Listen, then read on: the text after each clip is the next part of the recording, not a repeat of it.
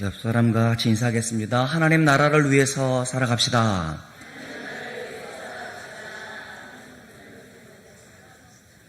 요즘은 자동이에요. 말하기 전에 벌써 악수하고 말이죠. 네, 잘하셨어요.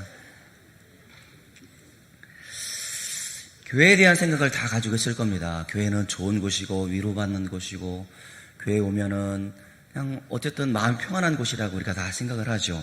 그래서 그런 마음을 갖고 있기 때문에 교회가 안 좋은 일이 있으면 눈 감고 싶고 외면하고 싶고 모른 척하고 싶은 게 우리들의 마음인 것 같아요. 그러나 실상 그렇지 않죠. 좋은 것도 느끼게 되어지고 안 좋은 것도 보이는 것이 교회라고 생각이 되었습니다. 사람들은 말합니다. 교회는 충전소다.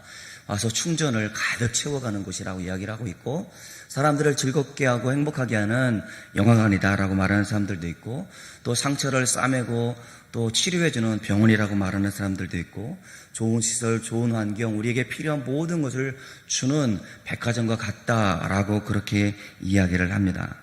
이런 것들이 우리가 생각하는 좋은 교회라는 틀에 맞춰서 그렇게 생각하는 건 아닌가 생각을 해봅니다. 우리가 다들 그런 좋은 교회를 추구하고 있다라고 저는 그렇게 봅니다. 그러나 그런 채워주고 위로해주고 우리들 가운데 필요한 것을 주는 교회가 좋은 교회인지는 모르겠습니다만은 본질적으로 교회는 아니다라고 말하고 싶습니다. 어쩌면 우리의 생각 가운데, 현대인의 사고 가운데 귀찮고 그냥 나만 생각하는 그런 사고 가운데 그런 좋은 교회로 규정한 것은 아닌가 생각이 되어집니다. 고난이 있습니다.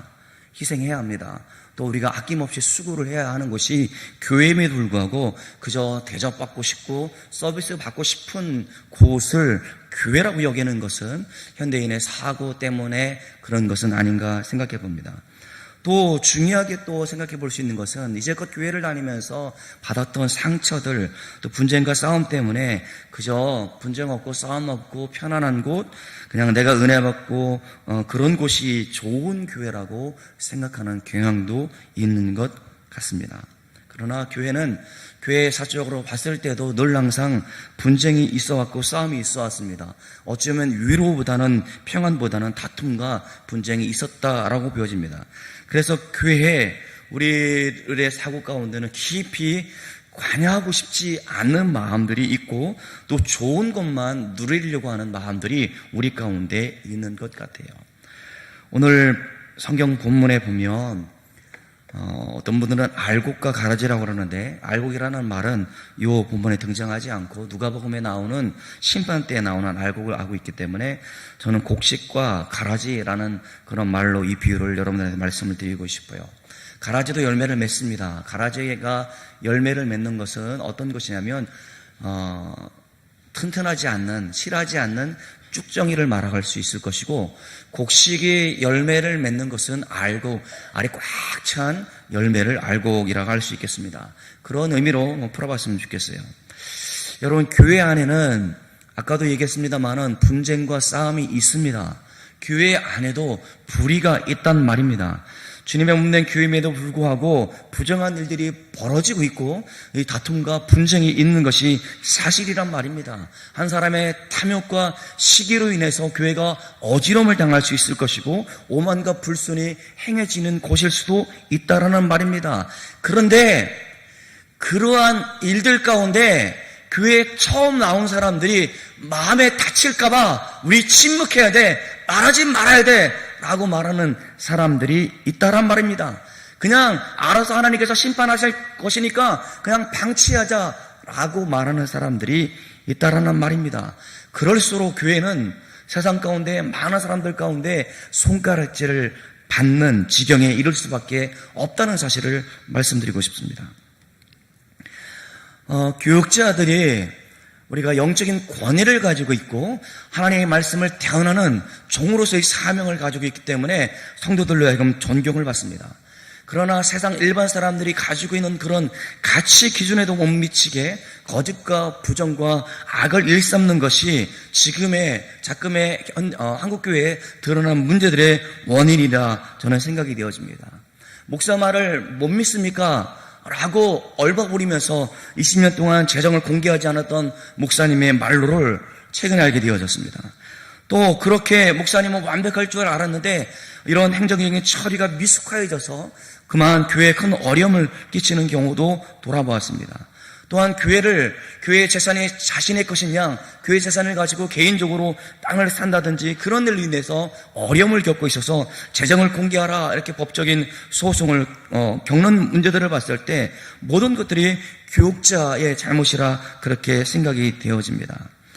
그런데 이 비유를, 오늘 본문에 나오는 이 비유를 잘못 적용해서 하나님께서 심판하시기 때문에 우리는 침묵해야 된다, 우리는 기다려야 된다, 그렇게 생각한다라고 한다면 교회의 순결성을 지키기 위한 피나는 노력을 하는 사람들 가운데 상처를 주는 것이고, 또한 교회는 점점 어쩌면 세상 사람들이 볼 때에 가장 개혁적이지 못한, 가장 상식적이지 못한, 가장 합리적이지 못한 집단으로 전락할 위기 가운데 놓여져 있다란 말입니다. 오늘 본문의 가라지를 가만두라라는 말씀을 우리가 어떻게 해석하냐면, 죄를 묵인하거라, 가만두어라라는 말씀으로 해석할 일이 아니란 말입니다.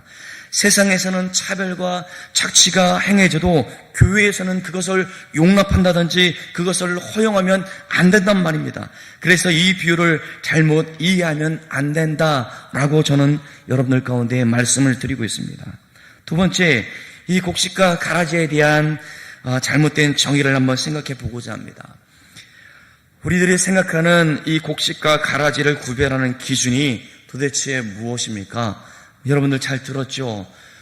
헌금을 잘하고 항상 밝은 얼굴로 맡겨진 봉사일을 책임을 다할 뿐만 아니라 교육자에게 순종하는 교인들은 곡식 신자라고 이야기를 하고, 목사님이 무엇을 말하든 간에 늘 항상 부정적인 생각을 하고 못마땅하게 생각하는 그런 사람들을, 목사님을 골치 아프게 만드는 사람들을 우리는 가라지 신자라는 말을 여러분들 심심치 않게 들었다 생각을 합니다. 어쩌면 이런 기준들이 교육자 한 사람으로 인해서 하나님의 말씀을 치명적으로 잘못 이해하고 해석했기 때문에 여러분들이 그렇게 생각하는 건 아닌가 생각을 해봅니다. 오늘 본문은 문제 많은 성도들을 어떻게 치리할 것인가에 대한 문제가 아닙니다. 교회는 곡식 신자가 따로 있는 것도 아니고 가라지 신자가 따로 있는 것도 아니란 말입니다. 구분하라는 것도 아니고 그들을 내치라는 말씀도 아니라는 말입니다. 오늘의 이 비유의 중심 내용은 오히려 세상을 향한 교회의 사명이 무엇인지에 대해서 말씀해 주고 있어요. 세상을 향한 우리 성도들의 마음가짐이 무엇인지에 대해서 말씀해 주고 있다는 말입니다. 오늘 이 가라지라는 말은 이 다넬이라는 잡초예요. 잡초인데 이게 밀하고 아주 비슷하게 생겼단 말입니다. 그러니까 줄기가 밀보다는 조금 더 많이 나오는 것 말고는 뿌리를 보지 않고는 구분을 할 수 없는 잡초란 말입니다. 그래서 이게 밀인지 가라지인 잡초인지 구분할 수가 없어요. 보통 사람도 알 수가 없고 전문가가 보아야 판단할 수 있는 그런 식물이란 말입니다. 뿌리를 보면 그것을 확실히 알 수 있는 다넬, 잡초란 말입니다. 저는 어릴 때 논을 보면 뭐 이상한 풀들이 올라오지 않겠어요? 나중에 보니까 그게 피라고 그러는데, 항상 그 벼를 상하게 하기 때문에 피를, 이게 이 피 말고요, 식물의 이름 피, 그걸 뽑아야지 이 벼가 잘 자란다라고 이야기를 하시면서 뭐 김매기도 하고 피를 뽑는 걸 심심치 않게 보았습니다. 그런데 바쁘신 분들은 돌보지 않아서 그 논을 보면 수많은 잡초들이 올라오는 것을 보고 어쩌면 벼보다도 더 왕성하게 자라는 모습을 보았단 말입니다. 그것을 보면서 지나가시는 어른들이 하시는 말씀이, 저렇게 농사를 지면 망하는데 저렇게 게을릴 수가 있단 말인가, 그렇게 이야기하는 그 피를 생각해 보았습니다. 어쩌면 우리가 늘상 볼 수 있는 것이기 때문에 그렇게 생각할 수 있지 않겠나? 오늘 이 다넬이라는 잡초가 밀과 아주 흡사하단 말입니다. 예수님께서 가라지를 그냥 두라라고 말씀하시는 이유는 가라지 때문이거나 알곡 때문이 아니라 아직 육안으로는 식별할 수 없는 그 알곡의 줄기가 상할까봐 그냥 두라라고 말씀해 주고 있는 겁니다. 오늘 30절까지 읽었습니다마는 36절부터는 이 비유에 대한 예수님께서 직접 설명해 주고 있는 부분이에요. 씨 뿌리는 사람은 예수님이고 밭은 세상, 교회가 아니라 세상이고 밤중에 몰래 가라지를 심은 원수들은 마귀요 좋은 씨들은 천국의 자녀들이고 가라지는 악한 자의 아들들이다 라고 말씀해 주고 있어요. 그런데 이 비유를 말씀하시기 전에 13장 오늘 읽었던 본문 전에는 씨 뿌리는 자의 비유를 말씀하고 있어요. 그래서 씨를 뿌렸는데 길가에 가시에 돌밭에 옥토에 씨를 뿌렸는데 열매를 맺는 것 같다가 다시 죽어버리는 일이 있다 손 치더라도 제자들은 낙심하지 말고 계속적으로 하나님의 복음을 전해야 함을 말씀해 주고 있습니다. 옥토가 있기 때문에 하나님의 말씀을 전해야 된다는 것이죠. 많은 사람들 가운데 저 사람이 하나님의 택한 사람인지 안 택한 사람인지 알 수 없기 때문에 우리는 무조건 말씀을 전해야 된다라고 그렇게 비유로 말씀해 주었습니다. 그리고 또 31절, 32절에 보니까 겨자씨 비유가 나온단 말입니다. 세상에서 가장 작지만 그 씨를 뿌려서 나중에 나무가 되어지고 큰 나무 밑에 공중에 나는 새들이 깃들게 되어질 만큼 하나님의 나라는 이렇게 작게 시작되어지지만 왕성하게 되어질 것을 그렇게 비유로 말씀해 주고 있습니다. 이 두 비유의 중간에 이 곡식과 가라지의 비유가 있다라는 겁니다. 그런데 이 세 가지 비유는 따로 놓고 해석할 부분이 아니고 하나님의 나라는 이렇게 왕성해질 것을 설명해 주고 있는 비유란 말입니다. 그런데 오늘 읽었던 본문에 나오는 곡식과 가라지의 비유에 있어서 가장 중요한 것은 뭐라고 생각하고 싶냐면 그것은 하인들이 질문했던 두 가지의 내용이에요. 뭐라고 질문했습니까? 밭에 좋은 씨만 뿌렸는데 가라지가 어디서 생겼습니까? 라고 질문하고 있고 두 번째는 그 가라지가 났는데 우리가 가서 지금 뽑아야 합니까? 라고 질문하고 있다는 것이죠. 그런데 이 질문이 현대를 살아가고 있는 성도들의 질문과 아주 흡사하다라고 저는 봅니다. 여러분 보세요. 예수님께서 이 땅에 오셨습니다. 그리고 예수님께서는 가난한 사람들 가운데 아름다운 소식을 전하여 주었고 마음이 상한 자들을 위로해 주었고 포로된 자에게 자유를 주었고 갇힌 자에게 노임을 선포하셨습니다. 또 모든 슬픈 자를 위로해 주셨고 슬퍼하는 자들 가운데 화관을 씌워주셨고 찬송의 옷을 입히시겠다라고 말씀해 주었는데 어찌하여 이 땅 가운데 아직도 고난이 가득하단 말입니까? 이 질문을 여러분은 하고 있지 않습니까? 미세가 이 땅에 오심으로 인해서 하나님의 나라가 이루어졌다라고 그렇게 말씀해 주었습니다.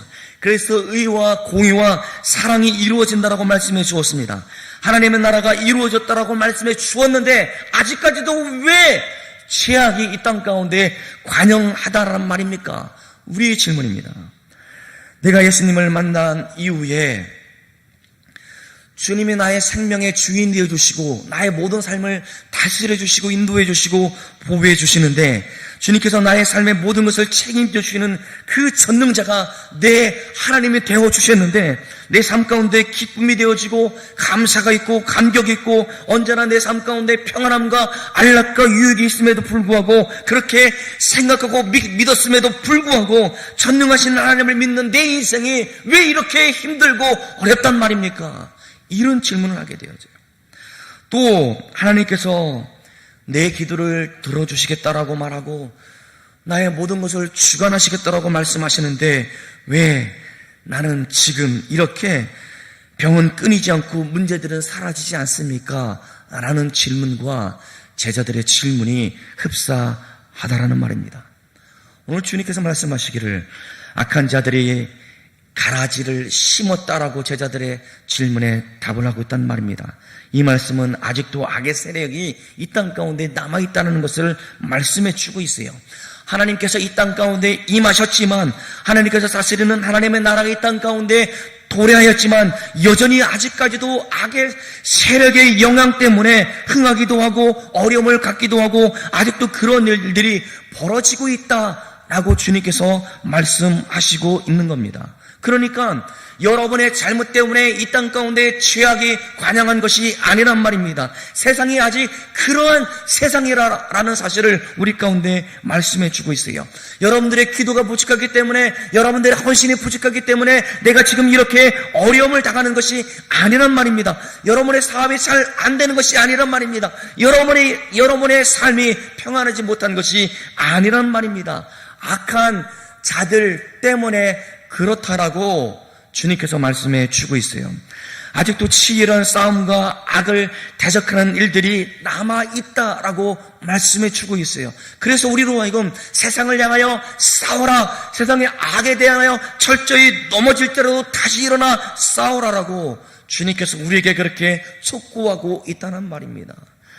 제자들이 말합니다. 그럼 주님, 우리는 어떻게 해야 합니까? 이 험하고 악한 세상 가운데, 죄가 우리를 유혹하고 넘어뜨리는 이 세상 가운데 우리가 계속 살아야 될 이유가 무엇입니까? 이제 그만 포기하고 우리 다 같이 산으로 올라가 살아가는 것은 어떻습니까?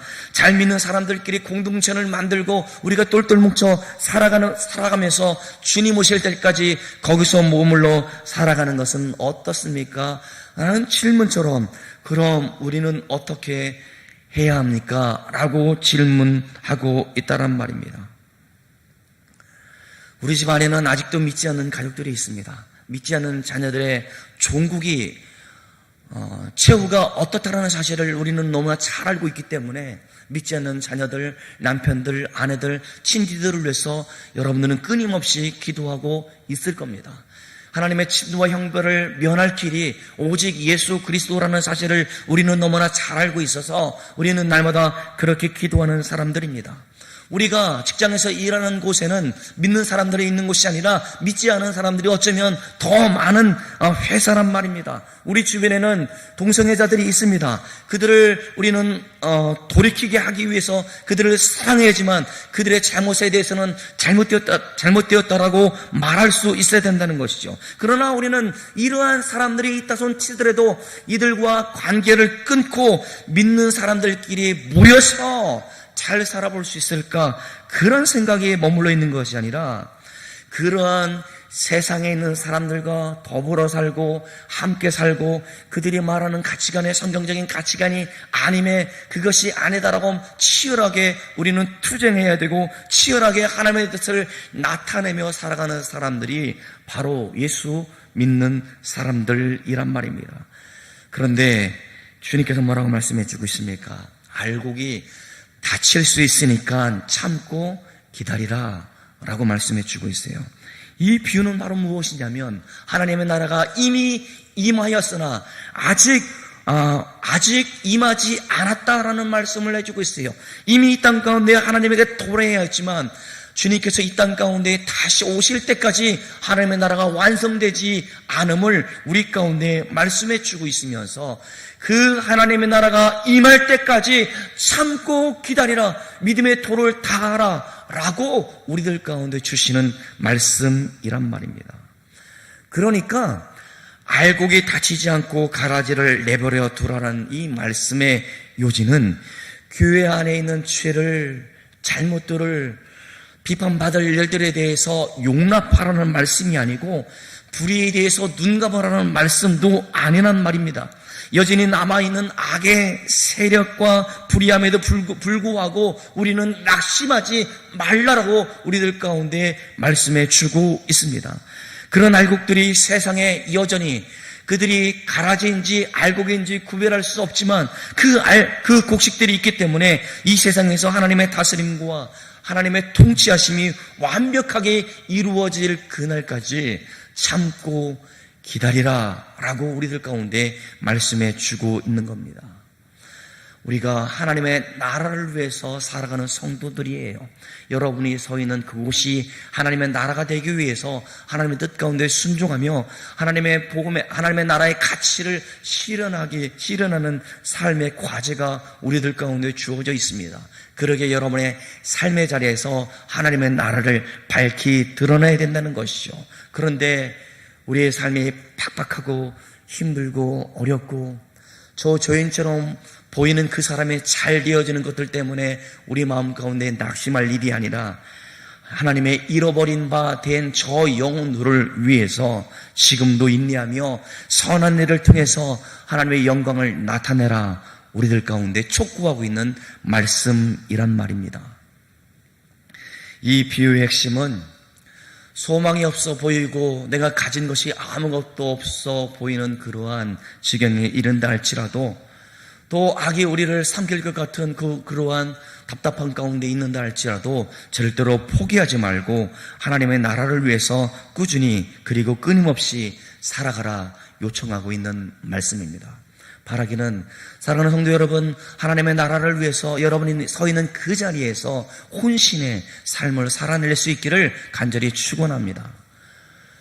내일부터 총회가 시작되어집니다. 우리 교단의 이야기는 아닙니다만은 다른 교단은 큰 교회가 세습의 문제로 인해서 또 세습 금지 법이 규정하고 있는 그 법을 초월하여 하였기 때문에 논란이 되어져서 한국 사회에 큰 이슈를 던져주고 있습니다. 그것은 어떻게 결론 난 것은 뻔한 일입니다. 왜냐하면 우리 교단과 달라서 그 교단의 재판은 한번 그렇게 결정되어지면 뒤집을 수 있는 방법이 없기 때문에 아무리 총회에서 촉구를 하고 바꾸는 노력을 자행한다 할지라도 제가 보기에 법이기 때문에 그것 또한 법으로 재판으로 결정되어졌기 때문에 바뀔 수 없다라고 보여집니다. 그럼에도 불구하고 신학생들이, 교수들이, 수많은 교회 성도들이, 목사님들이 그렇게 불들처럼 일어나서 그것이 부정하다, 공교회 앞에 사과하라, 그것이 한국 사회에 얼마나 악영향을 끼치는 것에 대해서 소리치고 있는 그 모습이 일견 부럽기도 합니다. 어쩌면 그 교단만의 문제가 아니고 우리 교단에도 그렇게 세습의 문제를 아무런 꺼리낌 없이 죄라 생각하지 않고 그렇게 했던 잘못들이 있음에도 불구하고 목사님께 대항하면 저주를 받는다라는 그런 잘못된 논리에 빠져서 어쩌면 축복권을 가진 목사님을 대항하는 것이기 때문에 목사님이 다 알아서 하겠지라는 그런 침묵 가운데 얼마나 많은 교회들이 불의를 행하며 세습의 대열에 서 있는지, 그럼에도 불구하고 아무런 소리를 내지 못하는 우리 교단, 또 우리 주변의 모습을 볼 때 답답하게 이룰 수 없다라는 말입니다. 하나님의 나라는 침묵으로 되어지는 것도 아니고 하나님의 나라는 그냥 가만히 방관하는 것도 되어지는 것이 아니라 그것이 하나님의 뜻이 아닐지인데 아니다라고 말할 수 있는 그런 치열함이 있어야 되지 않나 생각해 봅니다. 어제 인천의 동성애 퀴어 축제를 주관하는 데 있어서 어떤 모양인지 모르겠습니다만은 반대하는 세력들 가운데 서로 진영 논리 가운데 그것이 취소되어졌다는 소리에 옳거니 잘했다라는 생각이 되어집니다. 물론 그것은 정치적인 논리 가운데 있을 것이고 소수자 인권을 옹호하는 세력들과 그렇지 않은 세력들의 다툼일 수 있겠습니다만은 우리가 눈에 보일 때 그것으로 인해서 많은 청소년들 가운데, 아이들 가운데 성전색성을 잃어버린다든지 하나님의 창조 질서에 위배되는 일들이 자행하는 일들 가운데 나는 상관이 없다, 우리랑 나는 관심이 없다 말하지 않는 것이 아니라 그것이 잘못되어졌다라고 끊임없이 제기하는 노력들의 결실이 아닌가 생각을 해봅니다. 왜 이렇게 말합니까? 최근에 어떤 제가 존경하는 선배 목사님, 저에게 큰 영향을 주는 목사님이 계시는데 그가 한국교회에 군목으로 있었고 한국교회에 또 출판 업계에 기독교 관련한 책을 내면서 많은 지대한 영향을 끼치고 있었고 논리정연에게 기독교를 변호하고 있었고 사회 질서 가운데 많은 문제들을 이야기하는 들 가운데 있어서 논리정연하게 해결하는 그런 문제를 제기하는 것 가운데 존경을 하고 있었는데 어떤 노예에 헌이되어지는 모습이 이단 시비에 걸렸습니다. 그가 경험했던 내용들을 그런 책으로 썼는데 그 책 내용을 꼬투리 삼아서 이단인지 아닌지 판별해달라 헌의했던 내용들 때문에 참 어이없다라는 생각을 해보았습니다.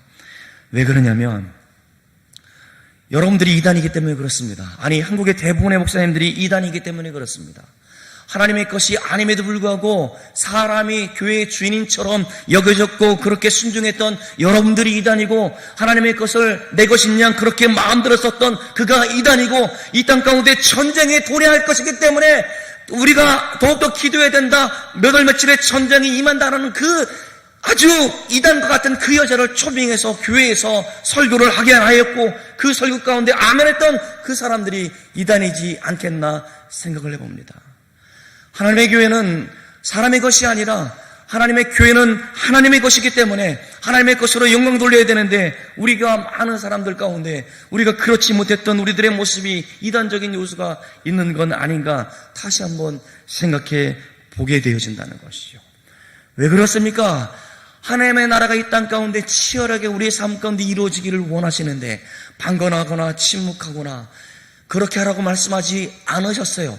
우리로 하여금 부단히 하나님의 나라가 확장되어질 것을 비유로 말씀해 주고 있으면서 제자들 가운데 하나님의 나라를 위해서 헌신적인 삶을 살라 요청했던 것은 제자들에게만 해당되는 것이 아니라 이 땅을 살아가는 우리들의 사명이 무엇인지에 대해서, 그렇기 때문에 저가 축적인가 될지 저가 알곡이 될지는 알지 못하지만 저 영혼을 긍휼히 여기는 마음으로, 저 영혼을 살고자 하는 그 마음으로 우리가 다가가 주의 복음을 끊임없이 전하는 그런 노력을 지금도 해야 한단 말입니다. 저가 나를 미워합니다. 제가 이런 소리 하면 싫어합니다. 친척들 모임 가운데 우리가 복음을 전한다든지 하나님의 뜻을 이야기하는 것이 싫어하기 때문에 우리는 주저하는 그 모습 돌이켜야 된다라고 봅니다. 하나님의 나라는 그렇게 이루어지는 것이 아니에요. 모욕을 당하고 우리가 때로는 그것이 귀찮다 할지라도 주의 복음을 전하는 데 있어서 혼신의 노력을 할 때 주를 믿는 한 사람 서 있는 그곳이 하나님의 나라가 되어짐을 믿음으로 고백할 수 있는 저와 여러분들 되어지기를 간절히 축원합니다. 그래요, 사랑하는 성도 여러분, 그렇게 삽시다. 우리가 때로는 희생해야 합니다. 때로는 손해봐야 합니다. 때로는 복음 때문에 억울함을 당해야 할 것입니다. 우리가 전도잔치를 앞두고 있는데 우리가 전도잔치를 한 사람을 데려오는 것이 목적이 아니라 저 사람에게 하나님의 나라가 임하여져서 주님께서 이 땅에 다시 오셨을 때 완벽하게 하나님의 나라가 완성되어질 때 우리의 신령한 몸을 가지고 주님과 함께 영원히 살 소망을 우리가 가지고 있기 때문에 저 사람에게도 주의 복음이 필요하다라는 그런 자각과 그런 열정이 있을 때 우리가 전도를 할 수 있다라고 봅니다. 그러기에 먼저 내 자신이 서 있는 그곳에서 하나님의 나라를 위해서 나는 어떻게 살 것인가, 그런 답이 여러분들 가운데 있었으면 좋겠고, 또 내가 힘들고 어려울지라도 내 삶 가운데 하나님의 나라가 이루어지기를 주님께서는 지금도 원하시기에 여러분의 마음을 붙들어 주시고 여러분의 아픔 가운데 함께 해주시기를 원하시는 주의 성령님을 만나는 그런 복이 저와 여러분들 가운데 있기를 간절히 축원합니다. 그러하게 사랑하는 성도 여러분, 오늘도 하나님의 나라를 위해서 치열하게 삽시다. 치열하게 살 때에 주님께서 여러분 가운데 함께 하신다는 사실을 믿음으로 고백할 수 있는 저와 여러분들 되어지기를 축원합니다. 기도하겠습니다. 하나님 우리 아버지시여, 우리로 하여금 이 땅 가운데 하나님의 나라를 위해서 불러주셨사오니 진실로 감사함을 드립니다.